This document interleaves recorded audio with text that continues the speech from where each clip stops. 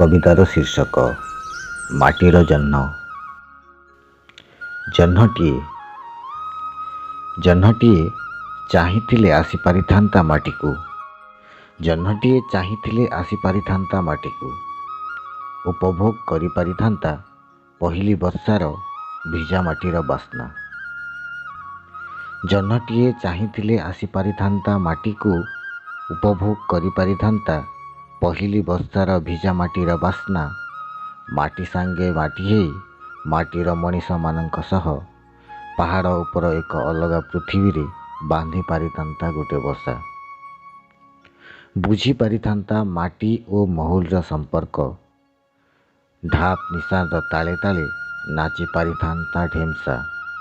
ବୁଝି ପାରିଥାନ୍ତା ମାଟି ଓ ମହୁଲର ସମ୍ପର୍କ। ଢାପ୍ ନିଶାଣର ତାଳେ ତାଳେ ନାଚି ପାରିଥାନ୍ତା ଢେମ୍ସା।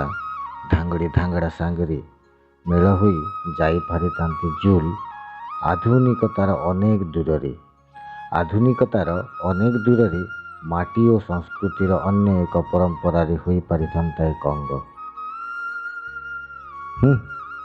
ଜହ୍ନ ପୁଣି ମାଟି ଛୁଇଁବ।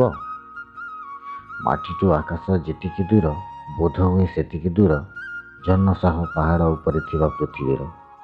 ମାଟିଠୁ ଆକାଶ ଯେତିକି ଦୂର ବୋଧହୁଏ ସେତିକି ଦୂର ଜହ୍ନ ସହ ପାହାଡ଼ ଉପରେ ଥିବା ପୃଥିବୀର। ଦେଖ ହୋ କେଡ଼େ ବହପ ଏମାନଙ୍କର। ମୂର୍ଖ ଗୁଡ଼ା। ଜହ୍ନ କେବେ ହେଇପାରେ ମାଟିର?